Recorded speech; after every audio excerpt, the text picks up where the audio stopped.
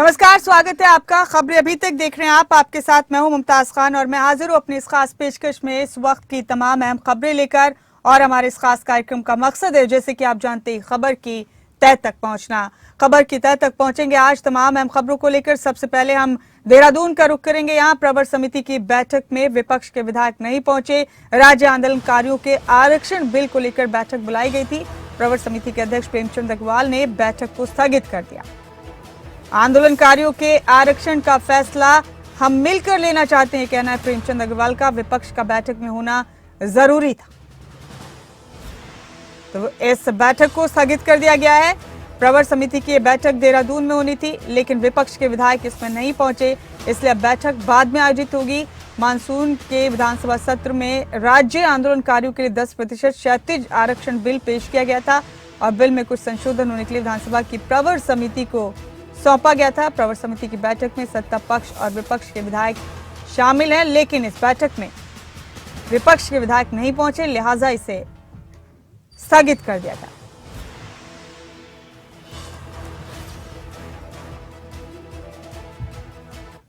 और हमारे साथ हमेशा की तरह हमारे इस खास कार्यक्रम में हमारे ब्यूरो हेड राव शफात अली उत्तराखंड से जुड़ चुके हैं। राव शफात, आपका बहुत स्वागत है। और शिमला से हमारे ब्यूरो हेड प्रदीप ठाकुर हमारे साथ बने हुए हैं। प्रदीप, आपका भी बहुत स्वागत है। राव शफात, आपका रुख करेंगे। पहले खबर हमने दी है उत्तराखंड के हवाले से, अहम खबर है अपने दर्शकों तक जो पहुंचाई है। प्रवर समिति की बैठक को इसलिए स्थगित कर दिया गया क्योंकि विपक्ष के विधायक इसमें नहीं पहुंचे। क्या है पूरा मामला? क्या किसी किस्म की नाराजगी थी इस बैठक को लेकर? क्यों नहीं पहुंचे विपक्ष के विधायक?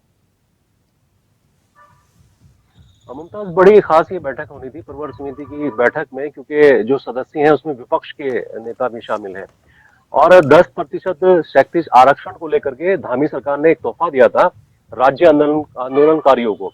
और इसका जो विधेयक है वो सदन के पटल पर रखा गया था जब पिछली बार का मानसून सत्र था, लेकिन कुछ संशोधन के लिए इसको प्रवर समिति को सौंप दिया गया था। प्रवर समिति के अध्यक्ष हैं प्रेमचंद अग्रवाल, जो कैबिनेट मिनिस्टर है, संसदीय कार्य मंत्री हैं। इनके साथ ही सदस्य हैं उसमें सत्ता पक्ष के भी और विपक्ष के भी। मुन्ना सिंह चौहान है, विनोद चमोली है, उमेश शर्मा काऊ है, ये भाजपा के विधायक है। उसके साथ ही जो बसपा के विधायक है शहजाद हैं और कांग्रेस के जो विधायक है भुवन चंद कापड़ी और मनोज तिवारी, ये इसके सदस्य हैं। इसकी एक बैठक पहले हो चुकी थी और 15 दिन का इसमें विधानसभा अध्यक्ष ने समय दिया था प्रवर समिति को, लेकिन उस वक्त में इसमें संशोधन नहीं हो पाया था। तो इसके वक्त को बढ़ाने के लिए जो प्रेमचंद अग्रवाल है, इस प्रवर समिति के अध्यक्ष है, उन्होंने कहा था कि इसका वक्त बढ़ा दिया जाए, तो 1 माह का इसका वक्त बढ़ा दिया गया था। लेकिन कल जो एक खास बैठक होनी थी और इस बैठक में कुछ संशोधन होने थे, और संशोधन इसलिए क्योंकि 10% जो क्षैतिज आरक्षण है उसमें आगे चल करके कोई कानूनी किसी तरह की अड़चन ना आए, तो इसीलिए प्रवर समिति इस पर बैठक करती और बैठक के बाद जो निर्णय आता उसको फिर जितना भी संशोधन होता उसको पटल पर रखा जाता। लेकिन अब सवाल यह है कि विपक्ष के नेता प्रवर समिति के जो सदस्य हैं वो नहीं पहुंच पाए वक्त पर। हालांकि उनकी उपस्थिति की जो थी आना था उनको, लेकिन अनुपस्थिति की कोई ऐसी जानकारी नहीं थी। इसके बाद 3 बजे बताया जाता है कि जो सदस्य हैं भुवन चंद कापड़ी वो पहुंचे थे, लेकिन राव शफात, हमारे साथ प्रदीप कुकरेती साहब बने हुए हैं, राज्य आंदोलनकारी हैं। इन्हीं लोगों के लिए 10% क्षैतिज आरक्षण बिल लाया गया था इस बार मानसून सत्र में, और उसी में संशोधन के लिए, उसी में अमेंडमेंट के लिए प्रवर समिति की बैठक होनी थी। राव शफात, आप प्रदीप कुकरेती से बात कर सकते हैं, उनसे जान सकते हैं, समझ सकते हैं कि बैठक के स्थगित होने के बाद और इस पूरे मामले को लेकर आखिर वो क्या सोचते हैं, कितनी उम्मीदें हैं उन्हें इस पूरे मामले को लेकर? लंबे समय से आंदोलन पेश कर दिया था, लेकिन अब प्रवर समिति के पास अटका हुआ है बिल। तो इसमें क्या संशोधन जो होने हैं, आपसे भी इसमें राय ली जा रही है या सिर्फ जो समिति के सदस्य हैं वही राय देंगे? प्रदीप, आपने सुना, राज्य आंदोलनकारी प्रदीप कुकरेती हमारे साथ बने हुए। प्रदीप, क्या आप सुन सकते हैं? जी जी जी जी जी जी, हमारे ब्यूरो हेड राव शफात अली ने अभी आपसे बातचीत की, क्या आप तक पहुंची उनकी कम्युनिकेशन? बिल्कुल, मैं पूरी एक उससे उनसे कम्युनिकेट हूं और वो राव जी ने अब नहीं, लगातार हम लोग जब से सड़कों पर संघर्ष कर रहे हैं राज्य हितों से लेकर राज्य आंदोलनकारियों की मांगों को लेकर, राव शफात जहां भी रहे, जिस उसमें रहे, उनके अपनी कलम की धार और अपनी आवाज से उन्होंने उस बात को जो है हमेशा उठाया है और जिसका प्रभाव सरकार और शासन पर भी पड़ता है। तो ऐसे ही निश्चित रूप में राज्य आंदोलनकारियों की बड़ी अपेक्षा थी। मैं आपको बताऊं कि ये कम से कम 26 अगस्त 2013 से हम पुनर्बहाली की मांग कर रहे हैं। तब से इसमें जो लगुना लगा हुआ है, कोर्ट से लेके, कहीं से लेके, सरकार से लेके, शासन से लेके, लगातार इस संघर्ष के बाद अब 10 साल भी पूर्ण हम कर चुके हैं। और उसके बाद क्योंकि उसमें मुझे नहीं लगता था कि उसमें इतना कुछ किंतु परंतु होना था। अगर ओ की मात्रा लिखने में और खाली ऑब्लिक परित्यागिया लिखने में इतना समय लग गया है। और पहली बात तो ये, जिस दिन विधानसभा सत्र चल रहा था तो इससे गंभीरता विधानसभा पर सत्र की लगाई जा सकती है कि उस दिन जो है उक्त अधिकारी, उनके अधीनस्थ अधिकारी, कर्मचारी, सचिव क्यों नहीं थे वहां पे। ये इतना लंबा होता ही नहीं है। अब आप ये देखिए कि मेरे लिए तो फक्र ये होगा कि एक दिन विशेष सत्र लगेगा, लेकिन आप उसको ओवरऑल अगर करके देखें कि एक दिन के विशेष सत्र के लिए आपको कितना जो है सब वहां अखाड़ा जोड़ना पड़ेगा, आपको फोर्स लगानी पड़ेगी, आपको रास्ता बैरिकेड करना पड़ेगा। और इधर हमारा भर्ती कैलेंडर निकलता जा रहा है, हमारे लोग कैसे उसमें प्रतिभाग कर पाएंगे। जब भर्तियां निकल जाएंगी 10% क्षैतिज आरक्षण का मुकुट लगा के हम क्या करेंगे। तो माननीय मुख्यमंत्री से मैंने 2 अक्टूबर को उनसे अपील की थी कि वो 1 माह का जो समय लिया गया है, और माननीय विधायक विनोद चमोली जी हैं, उनका स्वयं भी मुझे फोन आया था कि नहीं, हम इसको जल्दी कराने का प्रयास करेंगे। भुवन कापड़ी जी संपर्क में हम लोग सब बने हुए हैं। लेकिन थोड़ा सा दुख इस बात का होता है कि जो लोग अब परसों 645 की आयोग ने पोस्टें निकाल दी हैं, तो क्या हमारे लोग उसमें प्रतिभाग कर पाएंगे?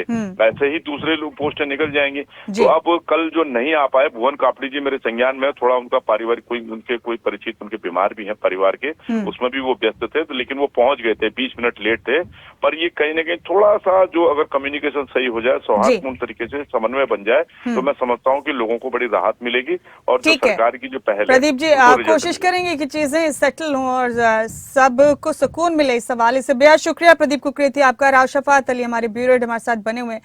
राव शफात, चीजें सही दिशा में जा रही है तो मानना है राज्य आंदोलनकारियों का, लेकिन थोड़ा सा डिससेटिस्फेक्शन है, थोड़ी सी मायूसी है, संशय बना हुआ है इसको लेकर कि अगर चीजें वक्त पर नहीं हुई तो आइंदा आने वाले वक्त में सही तरीके से बेनिफिट नहीं मिल पाएगा चीजों का। राव शफात। हाँ मुमताज, यही देखिए, प्रदीप कुकरेती जी कह रहे हैं कि अगर उम्र निकल जाएगी और तो फिर कैसे प्रतिभाग करेंगे जो परीक्षाएं हैं या भर्तियां हैं।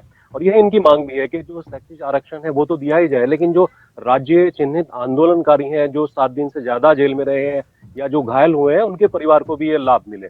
अब क्योंकि प्रवर समिति के हवाले है तमाम चीजें, इसमें संशोधन होना और संशोधन में थोड़ा वक्त लग सकता है, लेकिन संभावना है कि कल भी एक खास बैठक सूत्रों के हवाले से कि कल ये बैठक हो सकती है। हालांकि देखिए, विपक्ष के नेताओं को समय से पहुंचना चाहिए था और विपक्ष के नेता देरी से पहुंच रहे हैं। पिछली बार भी जब पहली बैठक हुई थी मुमताज, तो उस वक्त भी बताया जाता है कि विपक्ष के कुछ नेता नहीं पहुंच पाए थे। और जबकि इतनी खास ये बैठक होनी है तो तमाम जो सदस्य हैं वो समय से अगर पहुंचते तो शायद प्रवर समिति का जो संशोधन है इसमें होना है वो हो चुका होता अब तक। ठीक है, आपने वक्त पर ना पहुंच पाने के चलते काफी नुकसान भी हो सकता है, लेकिन हम दुआ और उम्मीद यही करेंगे कि वक्त पर सारी चीजें अब भी हो जाएं ताकि सही वक्त पर सही लोगों को बेनिफिट मिल सके। बेहद शुक्रिया राव शफात आपका इस खबर पर बने रहने के लिए, इस खबर की तह तक जाने के लिए बहुत शुक्रिया आपका। इस बीच आगे बढ़ते हुए हिमाचल का रुख करेंगे। कांग्रेस के जातिगत जनगणना के फैसले पर सियासी बवाल मच गया है। प्रदेश बीजेपी सह प्रभारी संजय टंडन ने कांग्रेस की मंशा पर सवाल उठाए। उन्होंने कहा कि डिवाइड एंड रूल की नीति पर चल रही है कांग्रेस। हिमाचल में जातिगत जनगणना हुई तो कानूनी और अन्य सभी विकल्प अपनाए जाएंगे। कांग्रेस वर्किंग कमेटी ने कांग्रेस शासित राज्यों में जातीय जनगणना का फैसला लिया है और इसके बाद हिमाचल प्रदेश में से लेकर अब बवाल हो गया है। प्रदीप ठाकुर बने हुए हमारे साथ शिमला से, हमारे ब्यूरो हेड। प्रदीप, जब से कांग्रेस ने जातिगत जनगणना की बात की है कांग्रेस शासित राज्यों में, तब से अलग अलग तरीके से इस पर सियासी तरीके से विरोध जताया जा रहा है। हिमाचल प्रदेश में भी अपने उरूज पर आ गया है विरोध। बीजेपी कहती है कि अगर जातिगत जनगणना हिमाचल प्रदेश में करने की कोशिश की गई तो तमाम कानूनी विकल्पों पर भी सोचा जाएगा, उसके जरिए भी इसे रोकने की कोशिश की जाएगी। कैसे समझेंगे इस खबर को प्रदीप?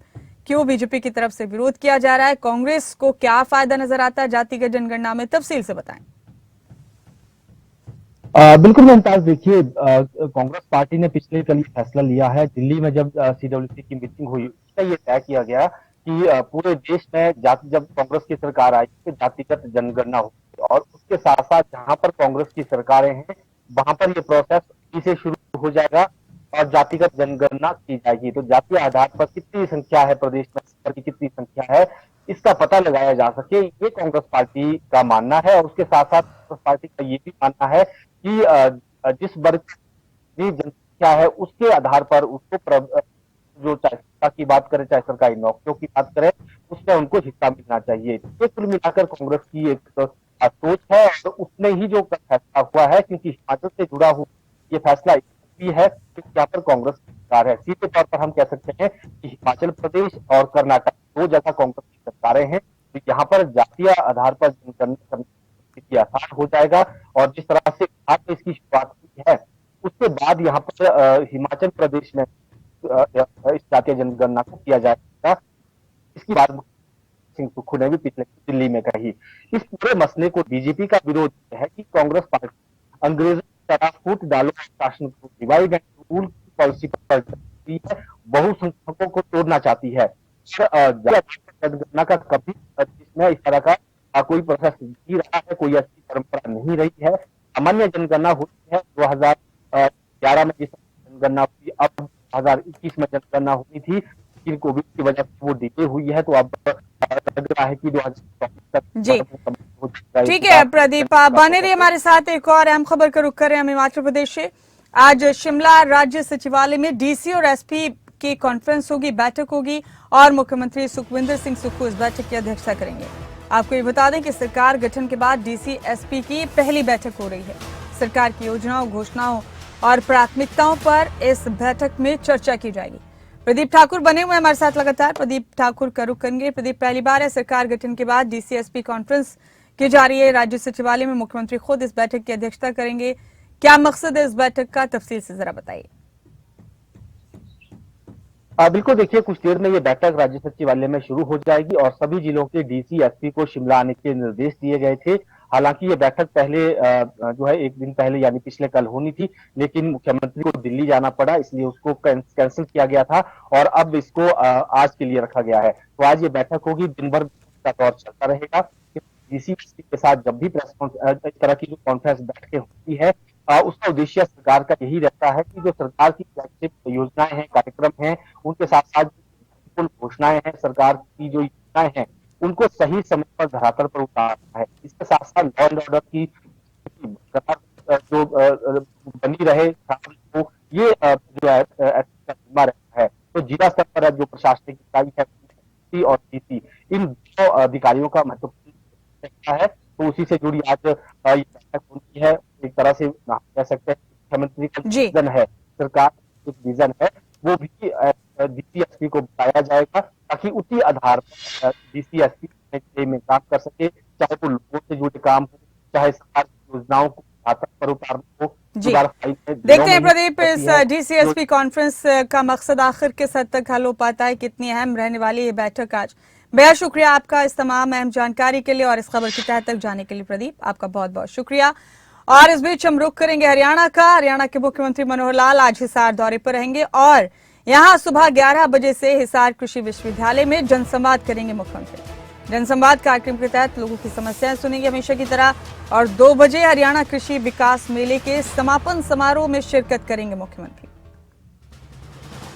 अहम खबर हरियाणा के हवाले से आपको दे रहे हैं। मुख्यमंत्री मनोहर लाल का आज हिसार दौरा है, जनसंवाद कार्यक्रम में शिरकत करेंगे और उसके बाद कृषि विकास मेले के समापन समारोह में पहुंचेंगे।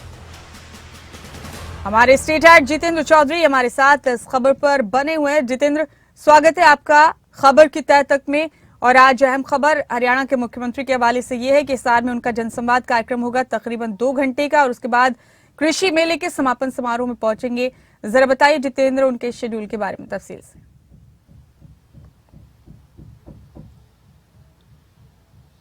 देखिए, बिल्कुल मुमताज, दर्शकों के लिए ये जानकारी हम दे रहे हैं। मुख्यमंत्री मनोहर लाल आज हिसार में है। करीब सुबह 10 बजे मुख्यमंत्री आज हिसार के लिए रवाना हो चुके हैं।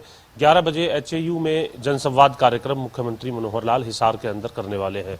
इसके बाद 2 बजे कृषि विकास मेले का जो समापन है, जो कि 3 दिन से चल रहा था, जिसकी शुरुआत उपराष्ट्रपति जगदीप धनखड़ की तरफ से की गई थी, आज उसका समापन जो है वो मुख्यमंत्री मनोहर लाल करने जा रहे हैं और हिसार के अंदर ये तमाम कार्यक्रम रहने वाले हैं। करीब 4 बजे मुख्यमंत्री मनोहर लाल वापस जो है चंडीगढ़ लौटेंगे। तो आज पूरे दिन का शेड्यूल जो है वो मुख्यमंत्री मनोहर लाल का इस प्रकार का है और हिसार के अंदर वो जनसंवाद कार्यक्रम और कृषि विकास मेले के समापन को लेकर के पहुंच चुके हैं। शुक्रिया जितेंद्र आपका इस जानकारी के लिए, आपका बहुत बहुत शुक्रिया। एक और अहम खबर है जितेंद्र, आपसे गुजारिश है आप बने रहे हमारे साथ। हरियाणा पुलिस के 1500 कर्मचारी ड्यूटी से गैर हाजिर पाए गए। ये बेहद अहम खबर हरियाणा के हवाले से आपको दे रहे हैं और इस पर डीजीपी शत्रुजीत कपूर ने गैर हाजिर पुलिसकर्मियों की रिपोर्ट मांगी है। अगर संतोषजनक जवाब नहीं दिया गया तो उनका निलंबन किया जाएगा। जितेंद्र चौधरी हमारे साथ बने हमारे स्टेट हेड, उनका रुख करेंगे इस अहम खबर पर। जितेंद्र, ये एक बड़ी गंभीर खबर सामने आई है। जो इतला मिली है उसके मुताबिक हरियाणा में पुलिसकर्मी 1 से 10 साल तक ड्यूटी पर नहीं लौटे हैं। ये बहुत बड़ा अरसा होता है जितेंद्र, और इनकी तादाद तकरीबन 1500 है, 1500 के करीब बताई जा रही है। डीजीपी शत्रुजीत कपूर इसे लेकर काफी गंभीर नजर आ रहे हैं और बताया जा रहा है कि अगर संतोषजनक जवाब इन पुलिसकर्मियों की तरफ से नहीं दिया गया तो सख्त कार्रवाई की जा सकती है। क्या है पूरी खबर जितेंद्र?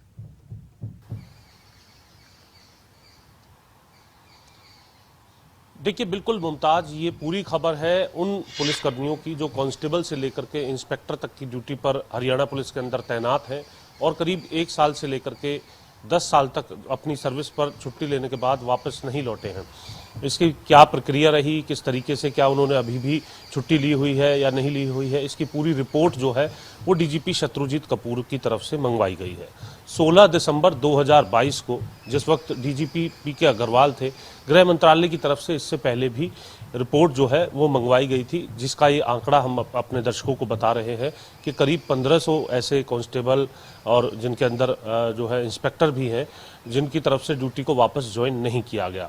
कईयों के बीमार होने की बात जो है वो सामने आ रही है कि वो गंभीर रूप से बीमार हैं, तो कई विदेश में अपने बच्चों के जाने के बाद उनके साथ विदेश में ही रह रहे हैं और लंबे समय से जो है वापस ड्यूटी पर नहीं लौटे हैं। इन सभी का डाटा अब कंपाइल किया जा रहा है, वैलिड रीजंस देखे जा रहे हैं और यदि वैलिड रीजन नहीं हुआ तो निलंबन से लेकर के इनकी बर्खास्तगी की तैयारी की जा चुकी है। डीजीपी शत्रुजीत कपूर की तरफ से ये जानकारी मांगी गई है कि जो पुलिसकर्मी 6 महीने से कम समय तक भी जो है एब्सेंट रहे हैं और उनके खिलाफ बर्खास्तगी की कार्रवाई किस प्रकार से की गई है, इसकी पूरी रिपोर्ट जो है वो उनको दी जाए। और इस रिपोर्ट के साथ साथ अब जो गैर हाजिर पुलिसकर्मी हैं उन पर तलवार लटकनी लाजमी है, क्योंकि उनकी एक बड़ी संख्या यहाँ पर देखने के लिए मिल रही है और इस पर सीधे तौर पर नकेल कसने का काम डीजीपी शत्रुजीत कपूर की तरफ से शुरू कर दिया गया है। जी, तो बाकायदे तौर पर जितेंद्र इसको अमल में लाने की तैयारी हो चुकी है। बताया जा रहा है कि सबके बारे में तफसील जुटाई जा रही है और अगर किसी के रीजन से, अगर किसी के जवाब से संतुष्टि नहीं पाई गई डीजीपी की तरफ से तो सख्त कार्रवाई की जाएगी। किस तरह की कार्रवाई की जा सकती है जितेंद्र, कितनी गंभीरता से लिया जा रहा है इस पूरे मामले को?